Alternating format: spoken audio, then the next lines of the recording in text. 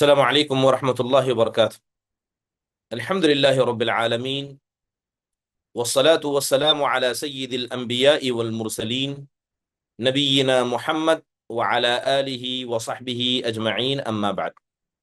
یقول اللہ سبحانہ وتعالی: ولولا فضل اللہ علیکم ورحمتہ ما زکا منکم من احد ابدا ولکن اللہ یزکی من یشاء۔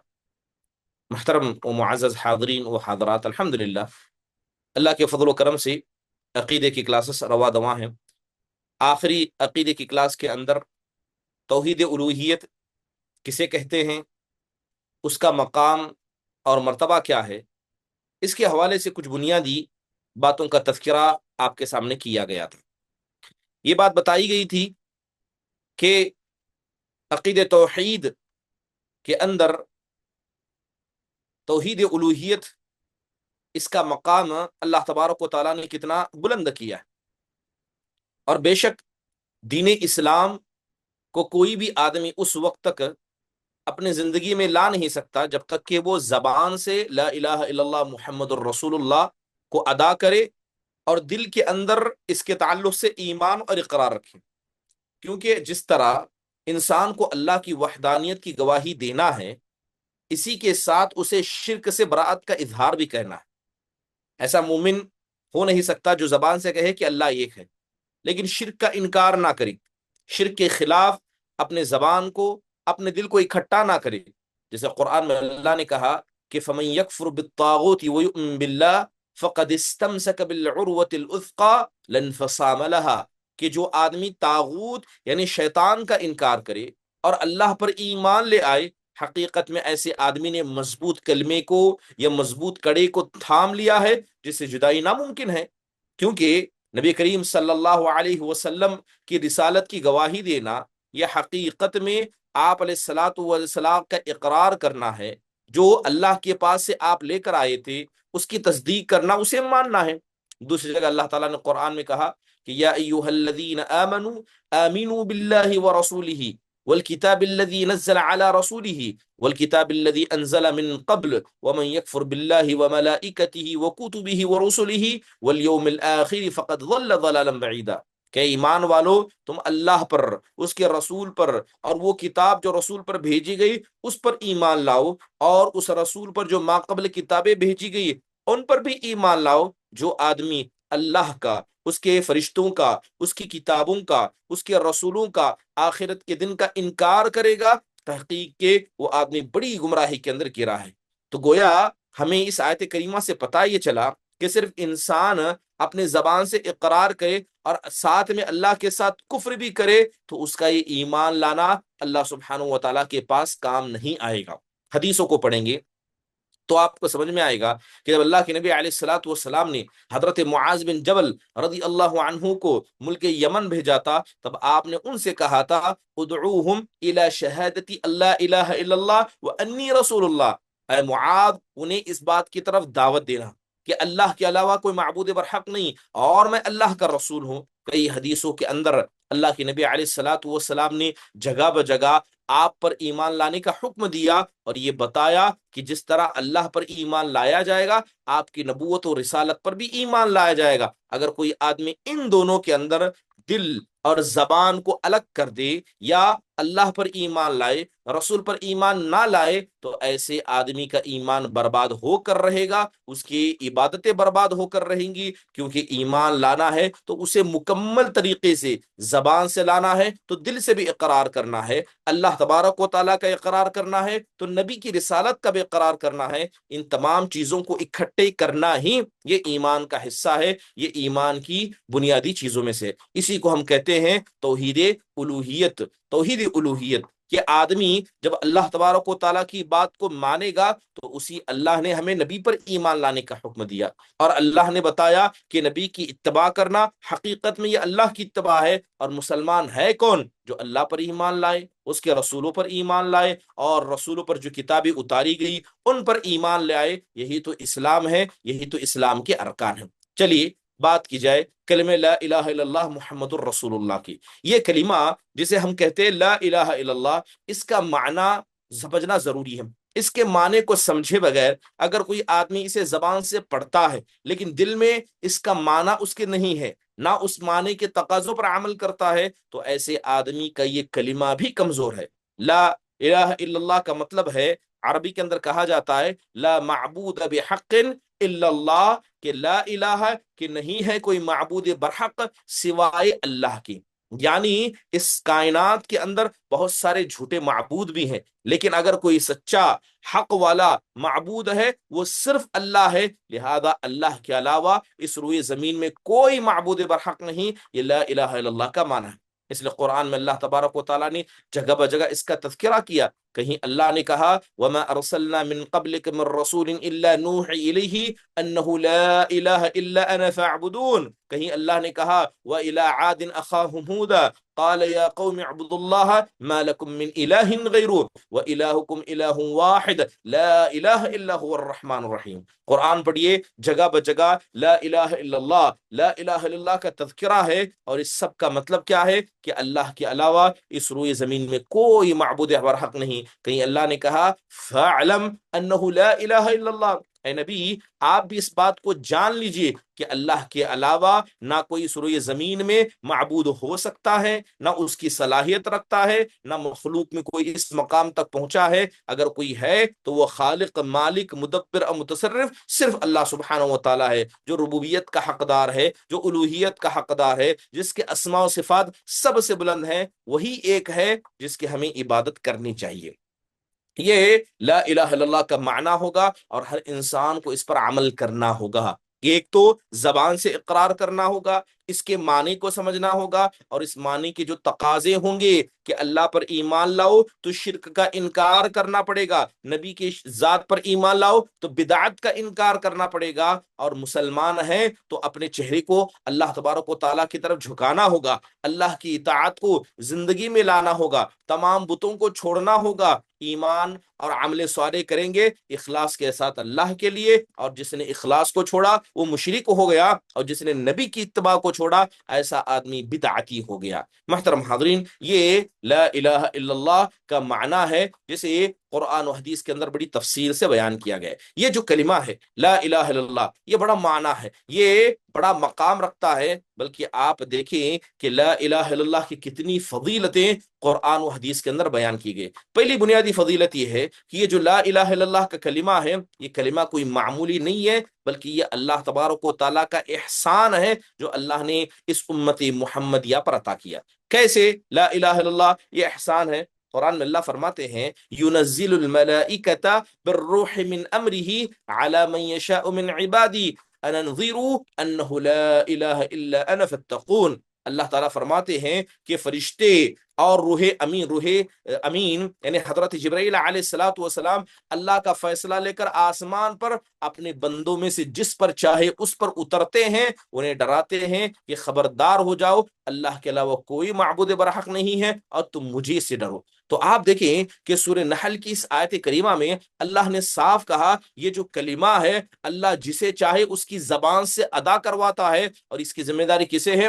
اللہ نے فرشتوں کو دے کر رکھی ہے، اللہ نے جبرائیل امین کو ذمہ داری دے رکھی ہے۔ بلکہ امام سبانقدی رحمہ اللہ کہتے ہیں کہ قرآن کے ذریعے مشرکین کو ڈرایا گیا اور بتایا گیا کہ اللہ کے علاوہ کوئی معبود برحق نہیں، اسی کی تم کو اطاعت کرنی چاہیے۔ لہذا آسمان سے فرشتوں کا اترنا، حضرت جبرائیل کا اتر کر ساری کائنات میں لا الہ الا اللہ کو بتانا، یہ اللہ تبارک و تعالیٰ کی ایک عظیم نعمت ہونے کی طرف اشارہ کرتا ہے۔ علامہ ابن تیمیہ رحمہ اللہ کہا کرتی التوحید الذی و اخلاص الدین للہ اصل کل خیر من علم نافع اور عمل صالح۔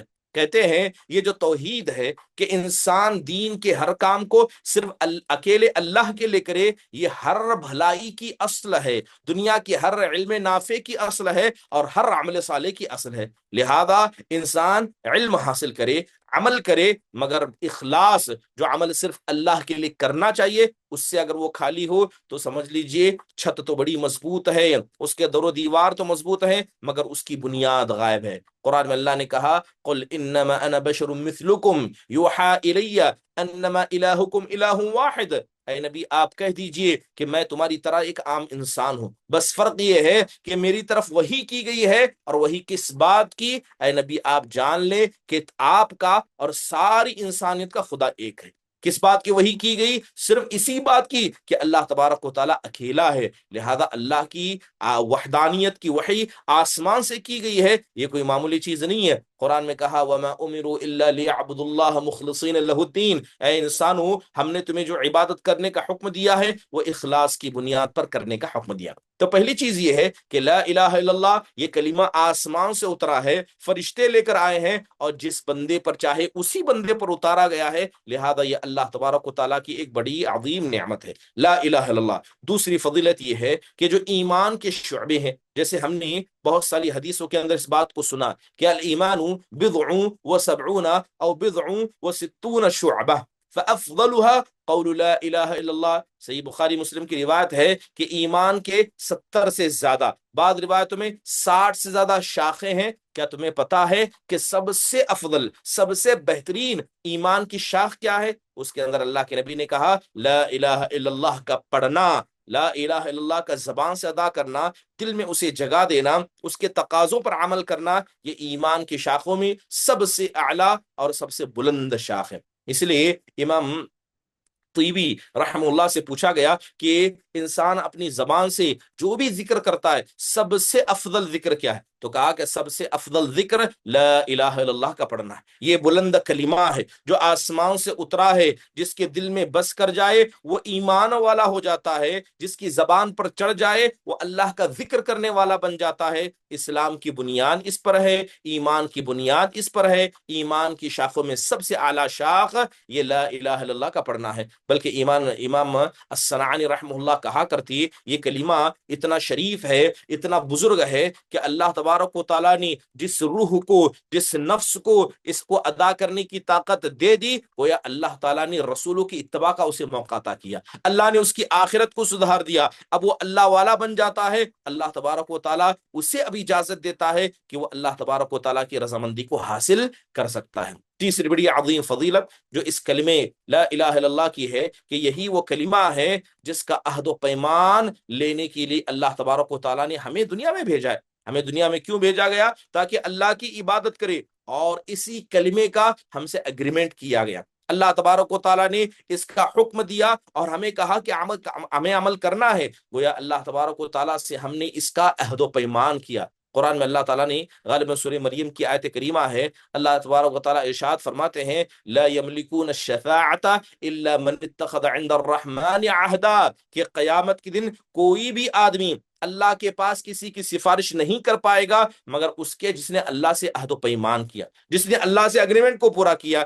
یعنی مشرکین اور کافرین سے کہا جا رہا ہے کہ قیامت کے دن تمہاری کوئی سفارش نہیں کرے گا مگر اسی کو سفارش کی اجازت دے گی جس نے اللہ کے ساتھ عہد کیا تھا۔ اور اللہ کے ساتھ عہد کیا ہے؟ یہ لا الہ الا اللہ محمد الرسول اللہ کا عہد ہے۔ جس نے کلمے کو پڑھا، اللہ تبارک و تعالیٰ کی اطاعت زندگی میں کی، اسے شفاعت کی اجازت دی جائے گی، لہذا شفاعت کی چابی یہ لا الہ الا اللہ ہے۔ حضرت ابن عباس کہا کرتے کہ الا من اتخذ عند الرحمن عہدا العہد شہادت لا الہ الا اللہ ویتبرأ الی اللہ من الحول والقوت ولا یرجو الا اللہ۔ کہتے ہیں یہ اللہ تبارک و تعالیٰ سے جو عہد و پیمان کی بات کی جا رہی ہے اس سے مراد لا الہ الا اللہ ہے۔ گویا آپ ساری کائنات کو طاقت سے بری کر رہے ہیں کہ ساری کائنات کے اندر ایک حالت سے دوسری حالت کو بدلنے کی طاقت نہیں ہے، وہ طاقت صرف اکیلے اللہ سبحانہ و تعالیٰ کو ہے، لہذا جب وہ طاقتور اکیلا ہے تو امید بھی انسان کو صرف اسی سے رکھنی چاہیے۔ تو پتہ یہ چلا کہ جو آدمی اس کلمے کو پڑھے گا وہ سفارش کر سکتا ہے، اس کے حق میں سفارش کی جا سکتی ہے، اور اللہ تبارک و تعالیٰ ایسے ہی لوگوں کو قیامت کے دن اجازت دے گا۔ اس کا مطلب یہ ہوا کہ ہر ایرا، ہر غیرہ جس کے چاہے اس کے سامنے نصیحت یعنی شفاعت کو نہیں کر سکتا، نہ ہر کسی کو اجازت دی جائے گی۔ قرآن میں جیسے اللہ نے کہا یوم لا تنفع الشفاعت الا من اذن له الرحمن ورضی له قولا، کہ وہ ایسا دن ہوگا کہ کسی کی سفارش اللہ کے یہاں کام نہیں دے گی مگر جس کو اللہ اجازت دے، جس کی بات سے اللہ تبارک و تعالیٰ خوش ہو جائے۔ تو گویا اللہ تبارک و تعالیٰ اہل توحید ہی سے خوش ہوگا۔ حضرت ابو ہریرہ رضی اللہ عنہ جناب محمد الرسول اللہ صلی اللہ علیہ وسلم کے پاس آئے اور آ کر کہا من اسعد الناس بشفاعتک یوم القیامہ، اے اللہ کے نبی علیہ الصلوۃ والسلام، آپ مجھے یہ بتائیے کہ آپ کی شفاعت کا حقدار قیامت کے دن سب سے زیادہ کون ہوگا؟ یعنی آپ جن نیک لوگوں کے بارے میں شفاعت کریں گے، آپ کی سفارش کا سب سے زیادہ حقدار کون ہوگا؟ تب آپ علیہ الصلوۃ والسلام نے کہا لقد ظننت یا ابا ہریرہ اللہ یسألنی عن هذا الحدیث او احد اول منک، اللہ کے نبی نے کہا اے ابو ہریرہ مجھے پتا تھا کہ تمہارے علاوہ یہ سوال کوئی دوسرا نہیں کر پائے گا، مجھے اس بات کا اندازہ تھا، لما رأیت من حرصک علی الحدیث، اس لیے کہ حدیث کے مسئلے میں نے تمہاری چاہت کو، تمہاری حرص کو دیکھا۔ اس وقت اللہ کے نبی نے جواب دیتے ہوئے کہا اسعد الناس بشفاعتی یوم القیامہ من قال لا الہ الا اللہ خالصا من قلبہ خالصا من قبل نفسہ، حدیث کے اندر آپ نے کہا کہ قیامت کے دن میری شفاعت کا، میری سفارش کا سب سے زیادہ حقدار وہ آدمی ہوگا جس نے اپنی دل کی سچائی، اسی طرح زبان کی کیا ہے حق گوئی کے ساتھ لا الہ الا اللہ کو پڑھا ہوگا۔ تو گویا یہ نبی صلی اللہ علیہ وسلم کی شفاعت یہ ایمان والوں کے ساتھ خاص ہے۔ کس کو اجازت دی جائے گی؟ جو ایمان والا ہوگا، جو اس کلمے کو مضبوطی سے تھامنے والا ہوگا۔ ایک دوسری حدیث جو حضرت ابو ہریرہ رضی اللہ عنہ سے مروی ہے، صحیح بخاری اور مسلم کے اندر یہ حدیث آئی ہے، اللہ کے نبی علیہ الصلوۃ والسلام، اللہ کے نبی علیہ الصلوۃ والسلام نے اس حدیث کے اندر ذکر کیا، ذکر کر کے اللہ کے نبی علیہ الصلوۃ والسلام نے بتایا کس بات کا تذکرہ کیا گیا؟ تذکرہ کیا گیا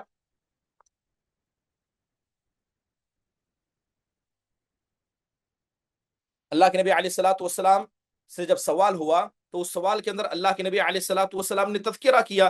کس آدمی کا تذکرہ کیا؟ اس آدمی کا تذکرہ کیا جو قیامت کے دن حقیقت میں اللہ تبارک و تعالیٰ کے فضل سے نبی کی دعا کا حقدار بنے گا۔ آپ نے کہا لکل نبی دعوت مستجابہ، کہ ہر نبی کی ایک دعوت ہے، ایک دعا ہے جو قبول کی جاتی ہے۔ فتعجل کل نبی دعوتہ، ہر نبی نے اس دعا کو مانگنے میں جلد بازی کر دی، دعا کو مانگ لیا۔ وانی اختبأت دعوتی شفاعتا امتی یوم القیامہ، اور میں نے اپنی دعوت کو، میں نے اپنی دعا کو میری امت کے لیے قیامت کے دن کے لیے چھپا کر رکھا ہے۔ فہی نائلہ انشاء اللہ، آپ کہتے ہیں کہ وہ دعا ضرور قبول ہوگی اور اس دعا کے حقدار بھی لوگ بنیں گے۔ آپ نے کہا من مات من امتی لا یشرک باللہ شیئا، کہ جو کوئی میری امت کے اندر اللہ تعالیٰ کے ساتھ شرک کیے بغیر مر جائے وہ اس شفاعت کا، وہ میری اس دعا کا حقدار بنے گا۔ سبحان اللہ، گویا اللہ کے نبی علیہ الصلوۃ والسلام نے اپنی اس دعا کو حفاظت سے رکھا ہے جسے قیامت کے دن آپ مانگیں گے،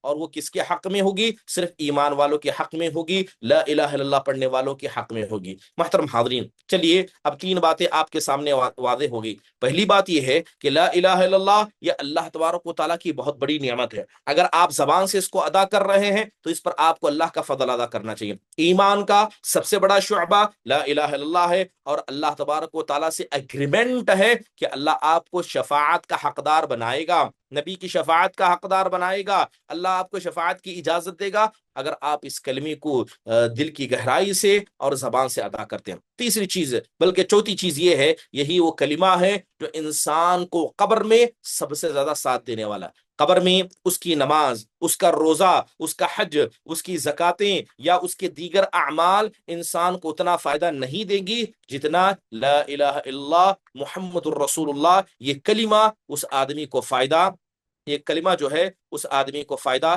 دینے والا ہے۔ چلیے آپ دیکھیے قرآن کریم میں صاف طور پر اللہ تبارک و تعالیٰ نے اس کا تذکرہ کیا۔ اللہ تعالیٰ نے تذکرہ کرتے ہوئے کہا یثبت اللہ الذین آمنوا بالقول الثابت فی الحیات الدنیا وفی الآخرہ، بے شک اللہ تبارک و تعالیٰ ایمان والوں کو اس کلمے کے ذریعے دنیاوی زندگی کے اندر بھی ثابت رکھتا ہے، مضبوط اور حق پر قائم رکھتا ہے، اور آخرت کے دن بھی ایسا ہی کرے گا۔ گویا جس آدمی نے زبان کو، اس زبان سے اس کلمے کو ادا کیا اور دل کے اندر یہ کلمہ موجود تھا، یہ دنیا کے اندر بھی اللہ کے عذاب کے مسئلے میں مطمئن ہوگا، اور وہ جانے گا کہ میں نے جب لا الہ الا اللہ وہ محمد الرسول اللہ کا کلمہ پڑھا ہے، یہ دنیا میں رہتے ہوئے ایمان والا تھا، اور جب مر جائے گا قبر میں جانے کے بعد جب اسے منکر اور نکیر سوال کریں گے تب بھی اسی کلمے کے تعلق سے اسے پوچھا جائے گا۔ پوچھا جائے گا کہ تیرا رب کون ہے، تو آدمی کہے گا لا الہ الا اللہ۔ تیرے نبی کون ہے، وہ کہے گا شہادت ان محمد الرسول اللہ۔ تو یہ کلمہ حقیقت میں قبر میں، یعنی جہاں لفظ آخرت کا ذکر آیت کے اندر کیا گیا،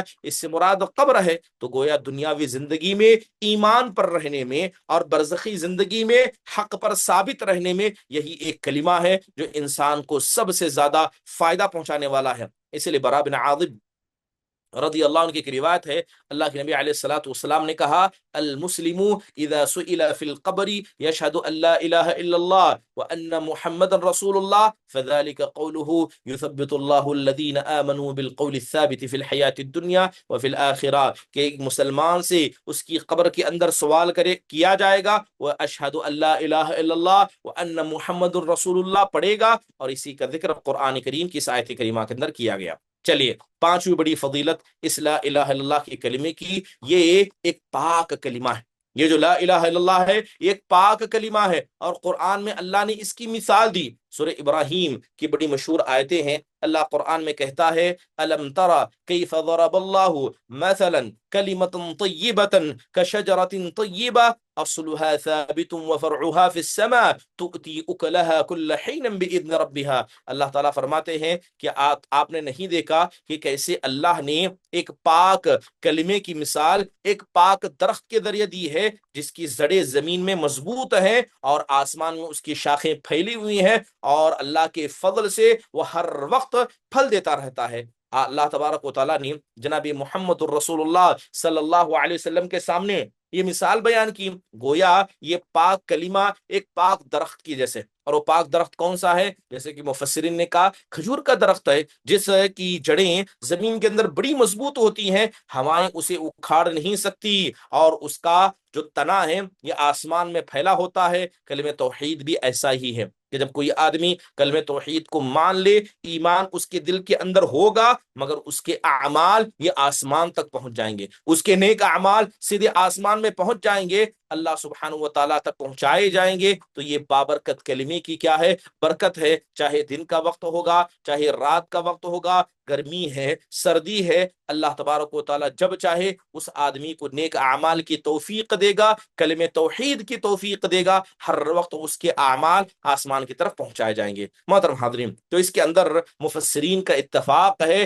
یہاں پاک کلمے سے مراد کیا ہے؟ لا الہ الا اللہ محمد الرسول اللہ کا پڑھنا ہے۔ علامہ ابن تیمیہ رحمہ اللہ کہتے ہیں یہاں جو لفظ کلمہ کہا گیا ہے یہ کلمہ عقیدے کی بنیاد ہے، عقیدے کی بنیاد ہے، یہ سب سے میٹھا کلمہ ہے، کلمہ توحید لا الہ الا اللہ محمد الرسول اللہ صلی اللہ علیہ وسلم کا پڑھنا ہے۔ چلیے، اس کے علاوہ اس کلمے کی فضیلت کو آپ دیکھنا چاہیں تو یاد رکھیے کہ جہنم سے بچنے کے لیے نہ ہمارے اعمال کام ہمیں دیں گے، نہ ہمارے وہ اعمال جسے انسان کرتا ہے وہ جہنم سے انسان کو بچا سکتے ہیں۔ جہنم سے اگر کوئی چیز ہمیں بچا سکتی ہے، یہی لا الہ الا اللہ محمد الرسول اللہ کا کلمہ ہمیں بچا سکتا ہے۔ گویا جنت میں داخلے کی وجہ جس طرح اللہ کے فضل کے بعد یہ کلمہ ہوگا، اسی طرح جہنم سے بچنے کا طریقہ اور جہنم سے بچنے کا کیا ہے اصل مسئلہ بھی اسی کلمے پر ٹکا ہے۔ اس لیے حضرت عبادہ بن سامت رضی اللہ عنہ کی بڑی مشہور روایت ہے،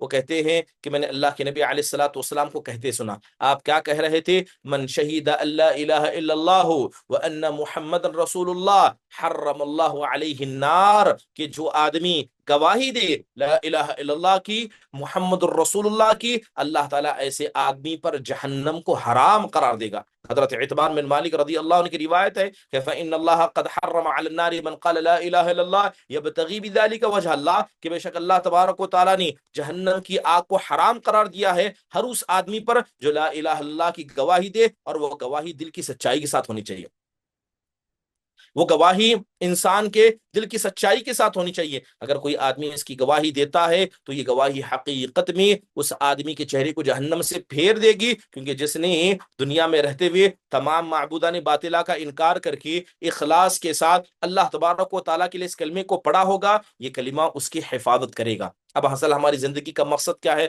جسے سورہ فاتحہ کی آیت نمبر 5 میں کہا گیا ایاک نعبد و ایاک نستعین، اے اللہ ہم تیری ہی عبادت کرتے ہیں، اے ہمارے ہمارے پروردگار ہم تجھی سے مدد طلب کرتے ہیں، گویا ہماری عبادت کا منبع اور مرکز تو ہے، ہماری دعاؤں کا، ہماری حاجتوں کا منبع اور مرکز تو ہے، گویا ہمیں حکم دیا گیا کہ شرک کے مسئلے میں ہم شیطان کی نافرمانی کریں، اپنے نفس کو چھوڑ دیں، غیر اللہ کو چھوڑ دیں، امید صرف اللہ سے، ڈر صرف اللہ سے، محتاجگی صرف اللہ سے۔ اور یہ کب ہوگا؟ جب وہ آدمی لا الہ الا اللہ کے کلمے کو دل کی گہرائی کے ساتھ ادا کرے گا۔ ورنہ آپ مشرکین مکہ کو دیکھیں، وہ اللہ کو رب مانتے تھے لیکن ساتھ میں غیر اللہ کو شریک کرتے تھے، اپنی دعاؤں میں، اپنے سجدوں میں، اسی طرح اپنی حاجتوں میں اللہ کو چھوڑ کر غیر اللہ کو، اپنے بتوں کو شریک کرتے تھے۔ تو اللہ تبارک و تعالیٰ نے ایسے لوگوں کو مشرک کہا۔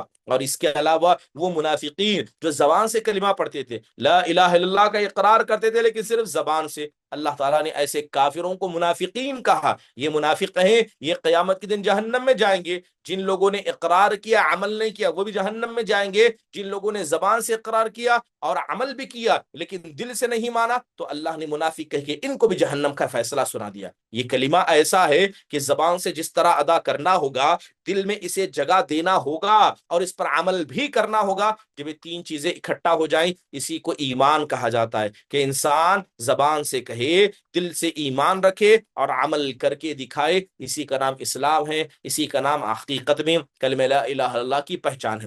چلیے محترم حاضرین اور حاضرات، کلمے کی فضیلتوں میں ایک عظیم فضیلت یہ بھی ہے کہ جنت میں داخلہ بھی اسی کلمے کی بنیاد پر ہوگا۔ اللہ کے نبی علیہ الصلوۃ والسلام نے کہا، اشہد ان لا الہ الا اللہ وانی رسول اللہ، لا یلقى اللہ بہما عبد غیر شاک فیہما الا دخل الجنہ۔ اللہ کے نبی نے کہا، جو آدمی لا الہ الا اللہ اور محمد الرسول اللہ، لا الہ الا اللہ اور محمد الرسول اللہ کی گواہی دے اور ان دونوں گواہی کے مسئلے میں اس کے دل میں ادنا بھی شک نہ ہو، ایسا آدمی جنت میں داخل ہوگا۔ تو گویا جہنم سے بچنے کے لیے یہ کلمہ کیا ہے؟ آگے رہے گا، اور جنت میں داخل ہونے کے لیے یہی کلمہ آگے رہے گا۔ لہذا یہ کلمہ کوئی معمولی نہیں ہے، بلکہ احادیث کو آپ پڑھیں گے تو آپ کو پتا چلے گا کہ جنت میں داخلے کی بنیاد یہی کلمہ ہے۔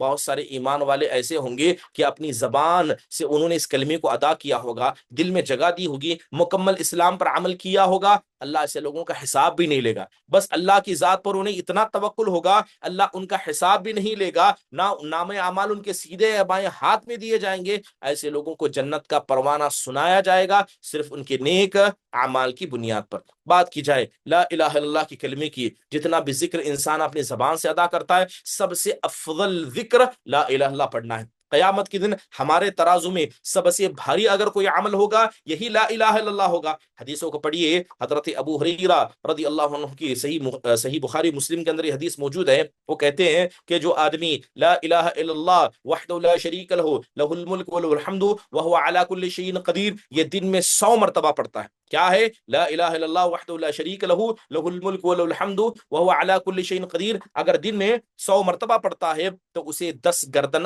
آزاد کرنے کا، 100 نیکیاں، 100 گناہوں کے مٹائے جانے کا ثواب لکھا جاتا ہے۔ بلکہ صبح اگر پڑھا تو شام تک اللہ شیطان سے بچا لیتا ہے، شام میں پڑھا تو صبح تک اللہ اسے شیطان سے بچا لیتا ہے۔ اور اس آدمی سے افضل قیامت کے دن کوئی نہیں ہو سکتا جس آدمی کو کیا ہے؟ حقیقت میں یہ کلمہ، یہ دعا نصیب ہو جائے۔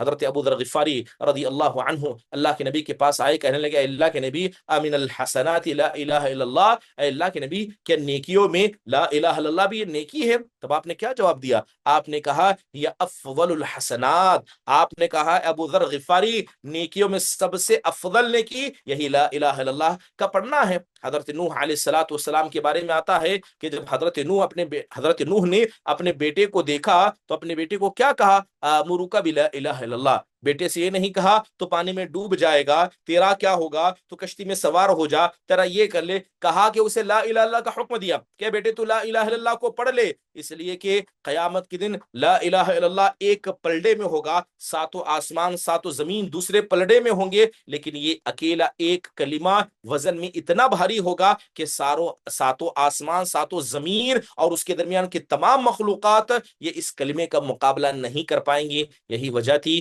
کہ اللہ کے نبی صلی اللہ علیہ وسلم جب اپنے چچا کے پاس آئے جو اپنے زندگی کے آخری لمحات گن رہے تھے، آپ نے ایک ہی کہا یا عمی قل لا الہ الا اللہ، اے میرے چچا جان بس آپ لا الہ الا اللہ کہہ دیجئے، میں قیامت کے دن اللہ کے سامنے آپ کی گواہی دوں گا، میں گواہی دوں گا۔ قرآن میں اللہ کہتا ہے ان الذين قالوا ربنا الله ثم استقاموا تتنزل عليهم الملائكة الا تخافوا ولا تحزنوا وابشروا بالجنة التي كنتم توعدون نحن اولياؤكم في الحياة الدنيا وفي الآخرة ولكم فيها ما تشتهي انفسكم ولكم فيها ما تدعون نزلا من غفور الرحیم، کہ جن لوگوں نے کہا کہ ہمارا رب اللہ ہے، یعنی کلمے کو پڑھا، ایسے لوگوں کے پاس ان کے انتقال کے قریب فرشتے نازل ہوتے ہیں، انہیں کہتے ہیں آپ ڈرے نہ، آپ غم زدہ نہ ہو، اللہ نے جس جنت کا وعدہ کیا تھا تم سے اس کی جنت کے بارے میں آپ خوش ہو جائیں، ہم دنیاوی زندگی میں آپ کے اولیاء تھے، آخرت میں بھی ہم آپ کے ساتھی ہیں، تمہیں جو نفس چاہے گا وہ دیا جائے گا۔ اللہ تبارک و تعالیٰ کی طرف سے یہ بہترین مہمان نوازی ہے۔ آپ قرآن کی آیتوں کو پڑھیں گے، حدیثوں کو پڑھیں گے، تو حدیث آپ نے سنی جس کو حدیث و بطاقہ کہا جاتا ہے، کہ قیامت کے دن ایک آدمی کو لایا جائے گا، جب اس کے نامہ اعمال کو کھول کر رکھا جائے گا، 99 سجل یعنی 99 بڑے بڑے رجسٹر ہوں گے جو گناہوں سے بھرے ہوں گے۔ اب وہ آدمی سمجھ لے گا کہ میری ساری نیکیوں کا کوئی مقابلہ نہیں، میرے گناہ تو اتنے زیادہ ہیں، میں ہلاک ہو گیا، برباد ہو گیا۔ اللہ تعالیٰ کہے گا کہ نہیں، آج تجھے پورا حساب دیا جائے گا، انہی اعمال میں سے ایک کلمے کو لایا جائے گا، ایک کلمے کو لایا جائے گا، اس کے 99 رجسٹر ایک پلڑے میں رکھے جائیں گے، اور ایک چھوٹا سا کلمہ ایک پلڑے میں رکھا جائے گا۔ وہ کلمہ کیا ہوگا؟ لا الہ الا اللہ کا ہوگا، لہذا ایک کلمہ اس کے سارے گناہوں پر بھاری ہو جائے گا، اور اللہ تبارک و تعالیٰ ایسے آدمی کو معاف کرے گا۔ اور حدیث کے اندر اللہ کے نبی کہتے ہیں، اللہ تبارک و تعالیٰ کہتا ہے، اس کو حدیث قدسی کہا جاتا ہے، اللہ کہتا ہے کہ ابن آدم، اگر تو میرے پاس زمین بھر کر گناہ لے کر آئے، لیکن اگر تو نے میرے ساتھ شرک نہیں کیا، یعنی تو زمین بھر کر گناہ بھی لایا ہے اور لا الہ الا اللہ کو میرے ساتھ لایا ہے، شرک نہیں کیا ہے، میں اتنی ہی نیکیاں لے کر، اتنی ہی مغفرت لے کر تیرے پاس آؤں گا۔ قرآن میں اللہ نے کہا وَقَدِمْنَا إِلَى مَا عَمِلُوا مِنْ عَمْلٍ فَجَعَلْنَاهُ هَبَاءً مَنْثُورًا، کہ لوگوں نے بہت سارے نیک اعمال کر کے ہمارے پاس آئے، اللہ نے سب کے اعمال کو برباد کر دیا، ہباء منثورا کر کے اڑا دیا، صرف شرک کرنے کی وجہ سے۔ توحید ہوگی، سارے گناہ قیامت کے دن معاف کر دیے جائیں گے، شرک ہوگا، سارے نیکیاں قیامت کے دن اڑا دیے جائیں گے۔ اب یہ ثواب کس کو مل رہا ہے؟ یہ ثواب اس آدمی کو مل رہا ہے جو لا الہ الا اللہ محمد الرسول اللہ کے کلمے کو مانتا ہے، زبان سے اقرار کرتا ہے۔ یہ کچھ بنیادی باتیں کلمہ لا الہ الا اللہ کے معنی اور اس کے فضائل کے تعلق سے تھی۔ انشاءاللہ تعالی آئندہ مجلس میں کلمہ لا الہ الا اللہ کے کیا مراتب ہیں اس کا تذکرہ کیا جائے گا، لا الہ الا اللہ کے شروط کیا ہیں، انشاءاللہ تعالی ان دونوں چیزوں کا تذکرہ کیا جائے گا۔ اللہ تعالیٰ سے دعا ہے اللہ تبارک و تعالیٰ اس کلمے کے معنی، اس کو حقیقت کو سمجھ کر ہم سب کو اس پر عمل کرنے کی توفیق نصیب فرمائے۔ اگر کسی کوئی سوال ہو تو مختصر انداز سے پوچھ لیں۔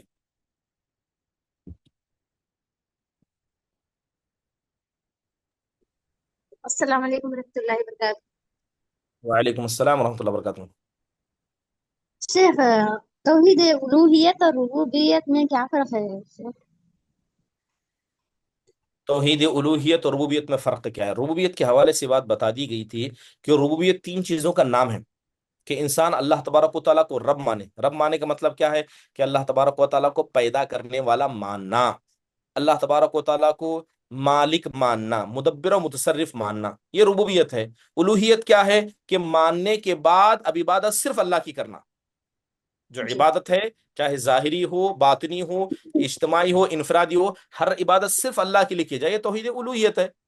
ربوبیت میں اللہ تبارک و تعالیٰ کو مانا جاتا ہے، الوہیت میں اللہ کی عبادت کی جاتی ہے۔ جی، جزاک اللہ۔ یا اللہ محمد عائشہ۔